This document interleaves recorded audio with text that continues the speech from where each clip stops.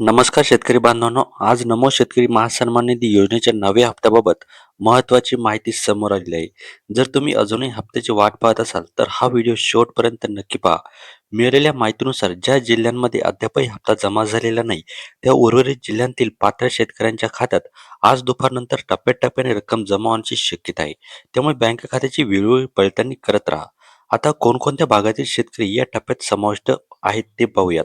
तर कोकण विभागातील मुंबई, मुंबई उपनगर, ठाणे, पालघर, रत्नागिरी आणि सिंधुदुर्ग या जिल्ह्यांचा समावेश आहे. पुणे विभागातील पुणे, सातारा, सांगली, कोल्हापूर आणि सोलापूर येथील पात्र शेतकऱ्यांनाही लाभ दिला जाणार आहे. तसेच नाशिक विभागातील नाशिक, अहिल्यानगर, धुळे, नंदुरबार आणि जळगाव या जिल्ह्यांतील पात्र लाभार्थ्यांच्या खात्यातही नवे हप्त्याची रक्कम जमा होणार आहे.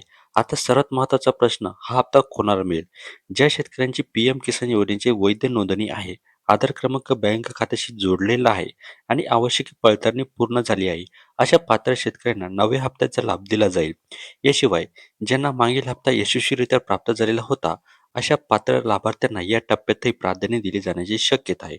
तुमच्या खात्यात रक्कम जमा झाली की नाही हे बँकेच्या SMS, पासबुक किंवा बँकेच्या अधिकृत माध्यमातून तपासा. अशा शेतीविषयक आणि अशासकीय योजनांच्या ताज्या आणि अचूक अपडेटसाठी व्हिडिओला लाईक करा, चॅनलला सबस्क्राईब करा आणि बेल आयकॉन दाबायला विसरू नका.